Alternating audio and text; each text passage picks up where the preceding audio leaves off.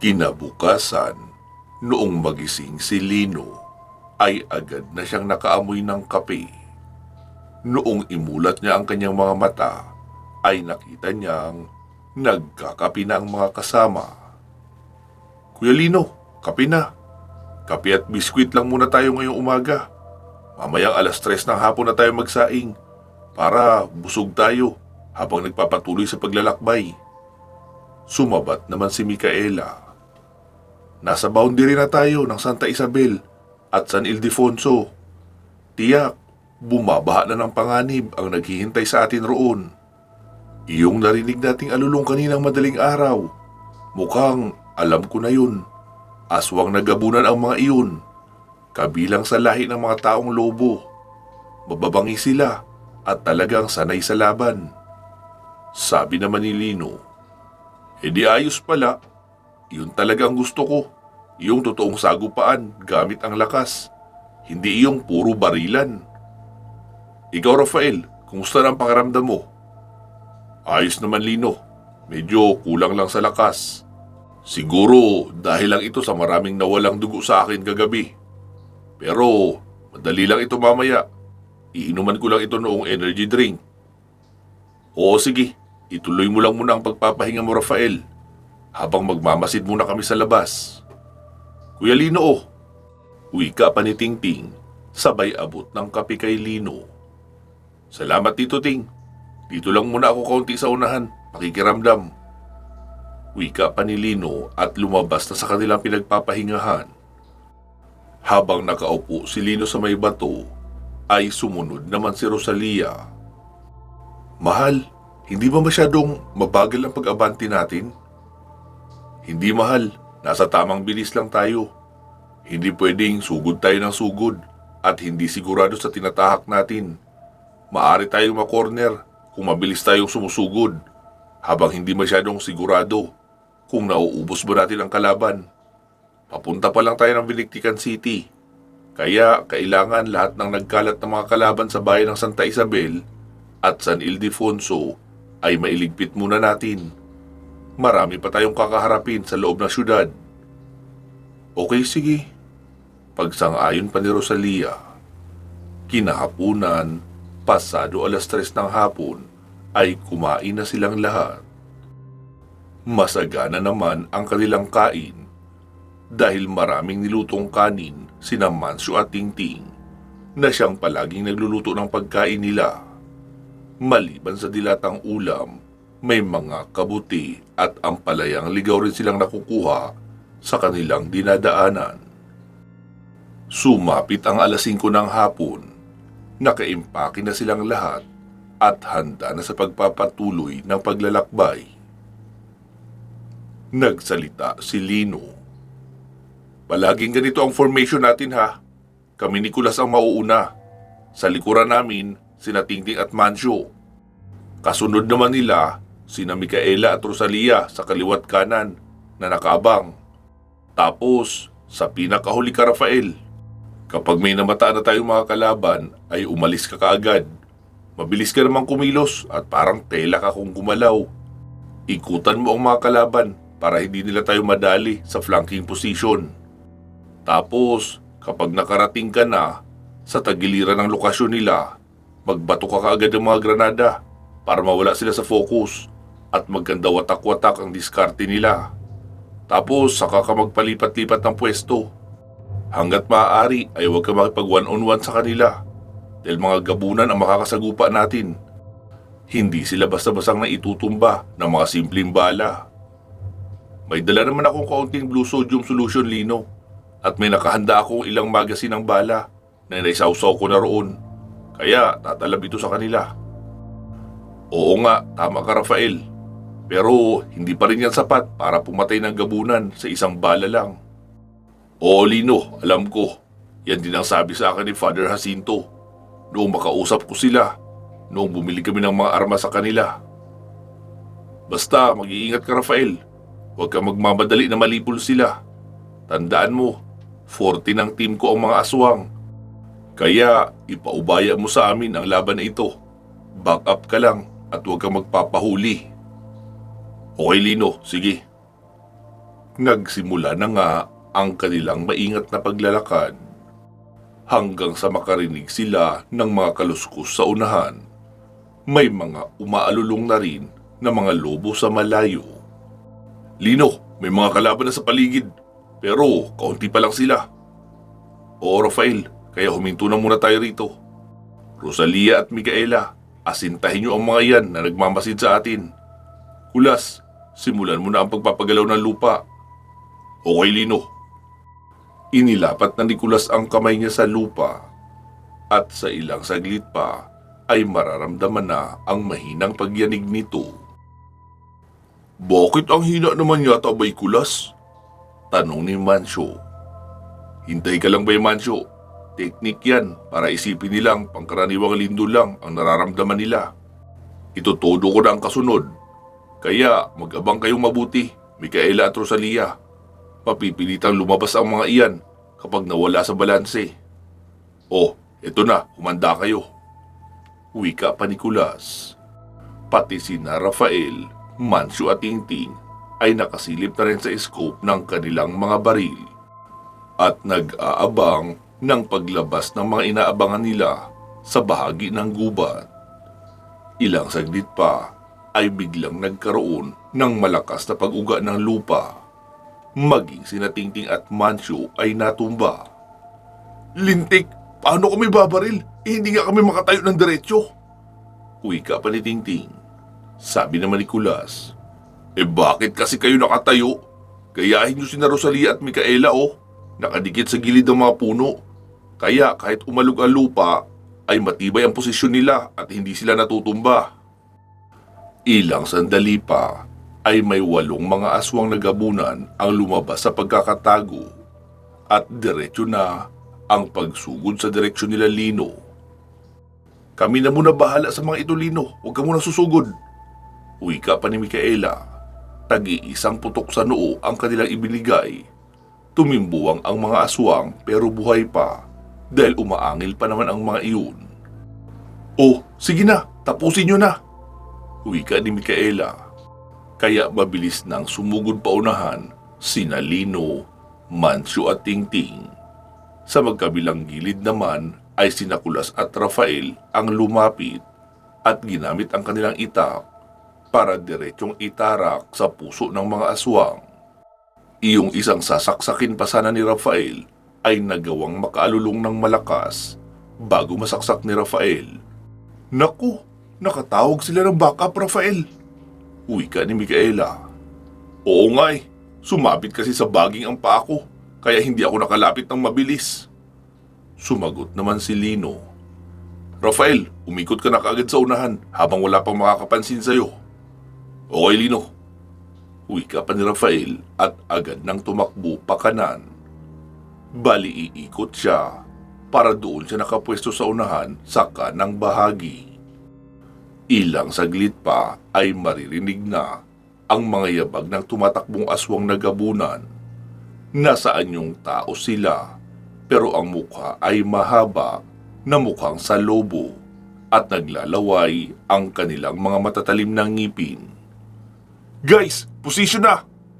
Wika pa ni Lino. Lahat sila ay nakapayuko habang hawak ang baril. Maliban kay Kulas na nakalapat na ang 2 kamay sa lupa. Ilang saglit pa ay nakita na ni Lino ang pagtalon ng mga gabunan sa itaas na bahagi ng lupa. Inabangan niya pang makalapit hanggang 20 meters. Noong marami na ang umabot roon, ay sinabi ni Lino, Kulas, ngayon na! Binanggit agad ni Kulas ang huling kataga ng kanyang orasyon. At doon na yumanig ng todo ang lupa ng medyo may katagalan. Tila lasing na mga duling ang mga aswang habang tumatakbo. Dahil sa kanilang pagkahilo, may ilan pa nga na bumangga sa puno dahil sa pagkawala sa tamang direksyon ng pagtakbo. Tara, mano-mano na ito! Wika pa ni Lino. Sabay sugod paharap at naglabas ng 2 espadang kyanite sa magkabilang kamay. Agad may 3 matatapang na gabunan ang sumugod diretso kay Lino. Dalawa sa mga iyon ay agad tumalo ng mataas upang sagpangin na si Lino. "Bay Kulas! Pasuyo ng ipo-ipo sa paa ko!" Agad naman siyang binato ni Kulas ng dalawang ipo-ipo sa magkabilang paa na sinabayan ng puwersa ni Lino ng pagtalon.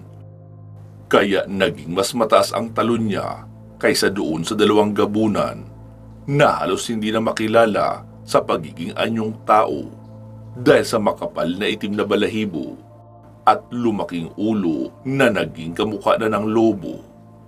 Pagkasalubong nila sa itaas ay agad tinagpas ni Lino ang ulo ng dalawa gamit ang espadang kyanite, kaya bumagsak iyon pareho sa lupa na wala ng ulo.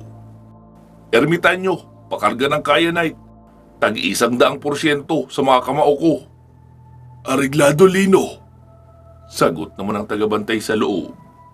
Pagkasalubong noong ikatlong gabunan ay mabilis iyong sumagpang sa liig ni Lino, pero nag-sidestep si Lino sabay huli sa liig noon.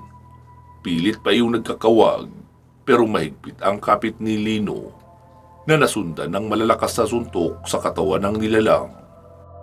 Bawat bitaw ng isang suntok ay may kargang 100% ng kyanite, kaya tuwing tatama sa katawan ng gabunan ay may butong nababali. Hanggang sa banatan iyon ni Lino ng isang malakas na right hook na kasama ang buong katawan sa pag-ikot, kaya nabiyak ang panga ng nilalang na iyon at nadurog pa nga ang kalahati ng ulo na nadaplisan. Samantala si Kulas naman ay sinalubong na 5 mga gabunan. Mabilis dumapa si Kulas at inilapat ang 2 palad sa lupa. Pagkatayo ay may hawak na siyang 2 baging na kulay ginto, pero may mga tinik ang dulo noon. Agad niyang inihataw iyon sa 2 gabunan at noong pwersahan niyang hinatak ay tila naging barbed wire sa talas ang mga tinik noong baging niya at naputol ang ulo ng 2. Ang iba naman ay hindi nakakilos noong may lumitaw na mga ugat ng puno sa paanan nila at pumulupot. Hinataw rin ni Kulas ng baging ang 3 at natatapyas ang ulo kapag tinatamaan. Samantala sa unahan ay maririnig ang sunod-sunod na putok ng baril na nasusundan ng angin ng mga halimaw.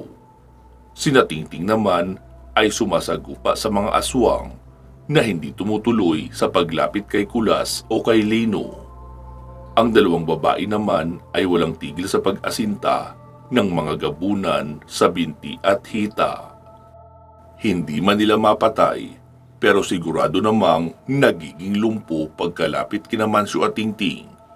Kaya kahit papaano ay nababawasan ang bilis ng mga iyon na nagbibigay naman ng patas na laban para sa 2 pangkaraniwang tao lamang. Ilang saglit pa ay nakita nilang tumatakbo na pababalik sa kanila si Rafael. "Lino! Hindi ko kaya ang isang ito! Napakalaki niya at hindi tinatablan!" Sabi naman ni Lino. Ang mga granada mo, ibinato ko na, kaso hindi rin tinablan eh." Pagkatingin ni Lino sa likurang bahagi ni Rafael, ay may isang totoong lobo ang humahabol sa kanya. Iyon nga lang napakalaki, para iyong kalabaw sa laki noon. May makapal na itim na balahibo at nagliliwanag ng kulay pula ang mga mata. "Hala Kuya Lino, totoong lobo na yan ah." "Hindi Ting, isa pa rin niyang aswang na gabunan. Iyon nga lang, nanggaling sa pinakaunang lahi ang kanyang pinagmulan. Hindi siya nagmula sa nahawaan. Orihinal talaga ang pagiging gabunan niya mula sa kanyang sinaunang ninuno." Sabi naman ni Rafael. Paano mo yan nalaman, Lino?"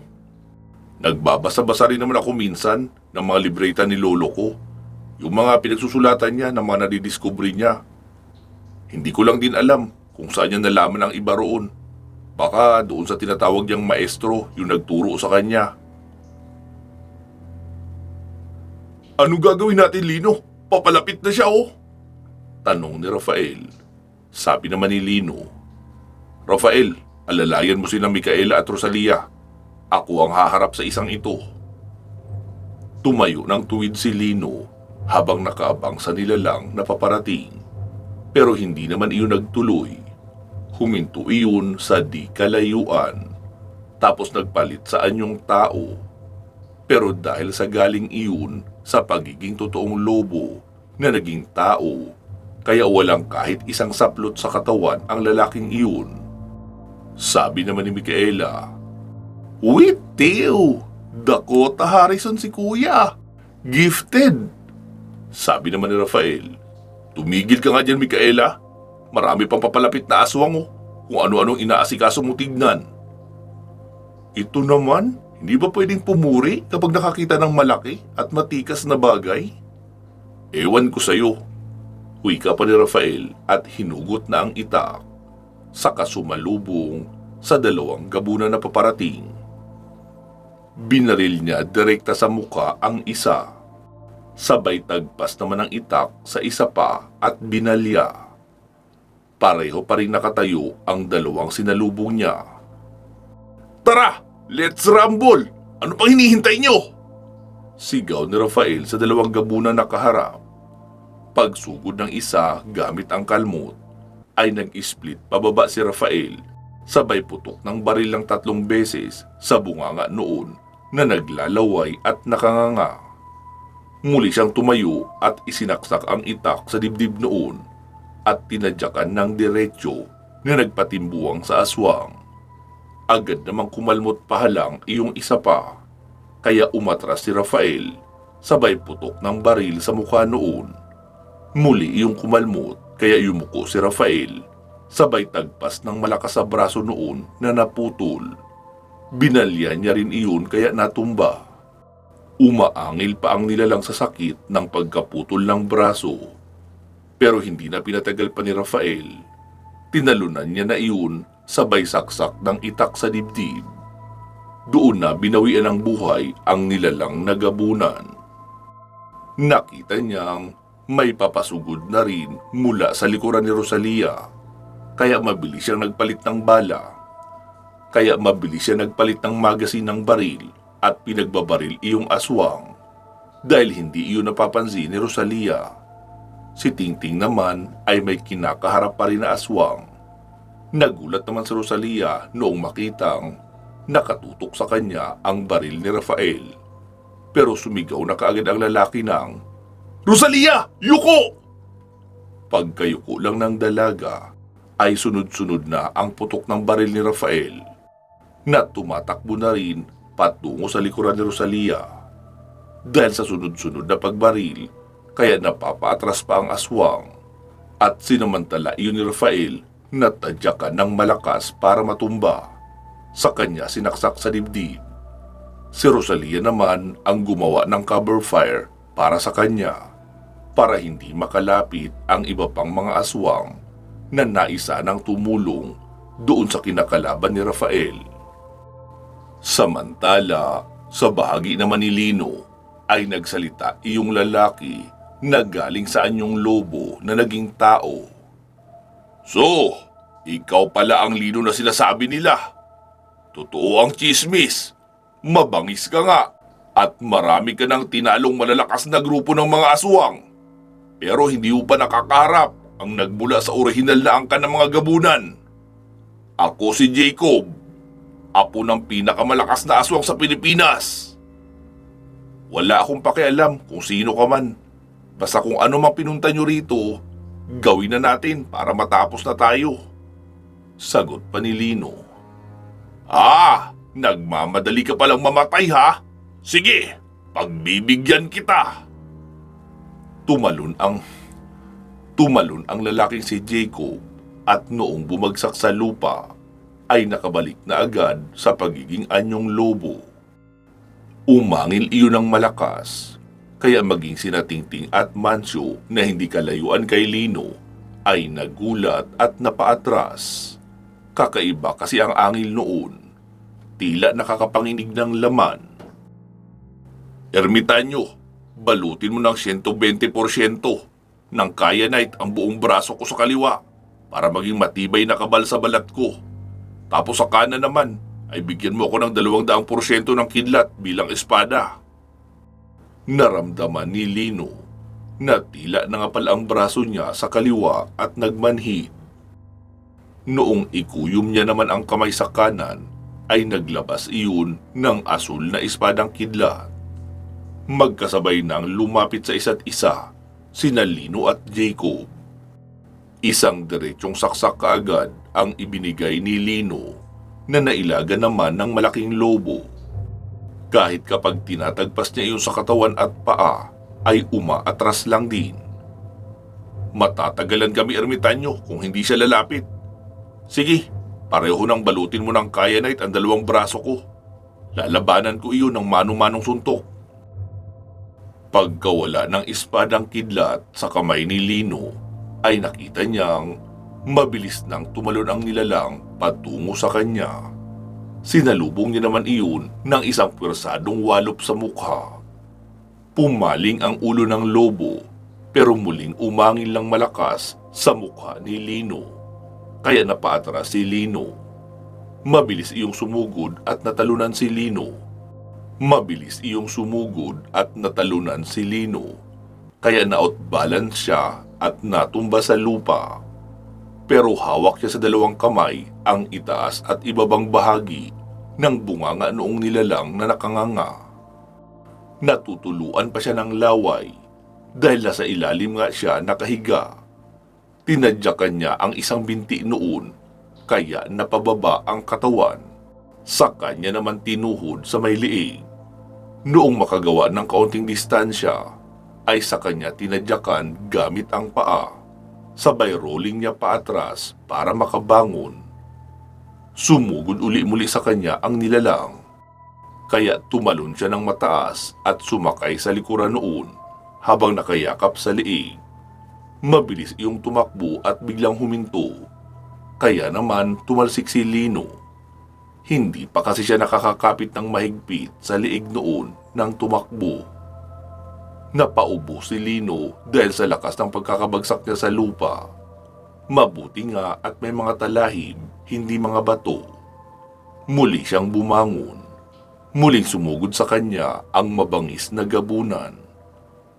Noong malapit na, ay mabilis siyang nag-sidestep at bumalik rin agad.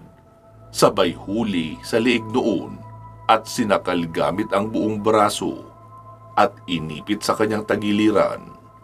Sinubukan pa noon na manakbo pero nagpabigat si Lino para hindi madala ang katawan niya. Kaya hindi na iyon nakatakbo. Nagtatagisan na sila ng lakas. Pilit iginagalaw noong lobo ang kanyang ulo para lumuwag ang pagkakasakal sa kanya ni Lino. Pero hindi nagbibigay ng pagkakataon si Lino. Matibay rin ang magkabila niyang braso dahil nababalutan na iyon ng kyanite. Hanggang sa napaluhod na nga ang dalawang paa sa unahan noong lobo at nanghina. Saka na itinudo ni Lino ang pagsakal roon at binali ang liig. Tuluyan na nga iyong nadapa sa lupa. Pagkalingon niya sa mga kasama, ay abala pa ang mga ito sa pakikipaglaban. Si Micaela ay nasa lupa na, habang inihaharang ang baril para hindi siya makagat noong gabunan sa mukha o sa liig. Ermitanyo, 200% ng kyanite sa kanang kamay ko. Sige, Lino. Ilang saglit lang ay naramdaman na agad ni Lino ang pagbigat ng kanyang kanang kamay. Tumakbo na siya papalapit kay Micaela. Sabay buong puwersang nagbaon ng malakas na suntok sa likod ng aswang na gabunan. Sa sobrang lakas ng suntok na iyon ay tumagos pa ang kamay niya sa harapang bahagi noon. Kamay mo ito, Lino? Uwi ka ng dalaga. Ikinaway naman iyon ni Lino. Hay, Micaela. Lintik, kadiri ka, Lino. Ang daming dugo ng kamay mo. Ah, ganun ba? Papunas pala. Wika pa ni Lino, sabay ipinuna sa makapal na balahibo ng nilalang ang kanyang kamay na duguan. Inialok niya ang kamay kay Micaela para maitayo iyon. Pero sabi ng dalaga, ayoko niyan. Yung kaliwang gamitin mo. Ang daming dugo pa niyan eh. Ay, oo nga, sorry. Wika pa ni Lino at kaliwang kamay ang ginamit para maitayo si Micaela. "Micaela, laban pa. Kaunti na lang sila oh. Patay na ang pinuno nila." Wika pa ni Lino at inilibot na ang tingin sa paligid.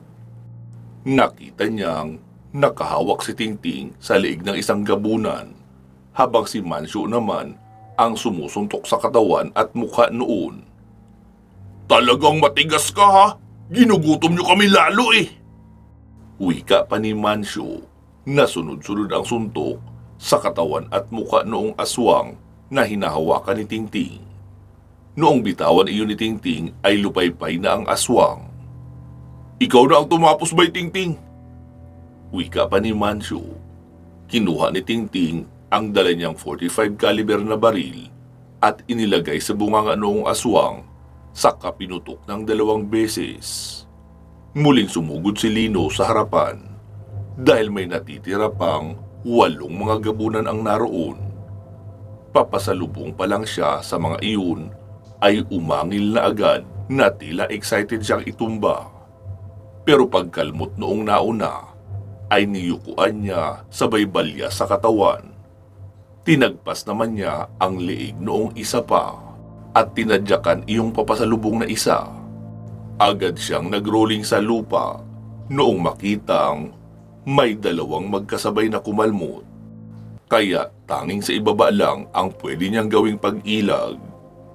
Pagkabangon ay mabilis niya ring binalikan at pinagtatagpas gamit ang 2 espadang kyanite sa magkabilang kamay. Makalipas pa ang ilang minuto ay naubos na lahat ng gabunan na naroon. Hingal na hingal silang lahat. Sabi ni Lino, "Meron bang may sugat sa inyo?" Kanya-kanyang tingin naman ang lahat. "Wala," sabi naman ni Mancio. "Pero ako nagugutom." Sumagot naman si Lino. "Tiisin mo muna yung gutom mo bay, Mancio. Lakad pa tayo ng mga 1 o 2 oras. Tapos kapag nakahanap na tayo ng magandang pwesto, pahinga na tayo hanggang bukas. Napapagod na rin ako eh. Pero gusto ko lang na makalapit pa tayo kaunti sa Biniktikan City." "Okay, sige bay, Lino. Pwede pa namang matiis ang gutom ko eh. May biskwit naman. Kakain na lang muna kami ni Bay Tingting. Kahit maghati na kami sa 1 piraso." "Oo, sige. Ayos lang yan." Sagot naman ni Lino. Ipinagpatuloy pa nga nila ang kanilang paglalakbay. Pansamantala po muna natin puputulin dito itong ating kwento. Magsama-sama tayong muli sa part 276. Mag-iingat po kayo palagi at hanggang sa muli.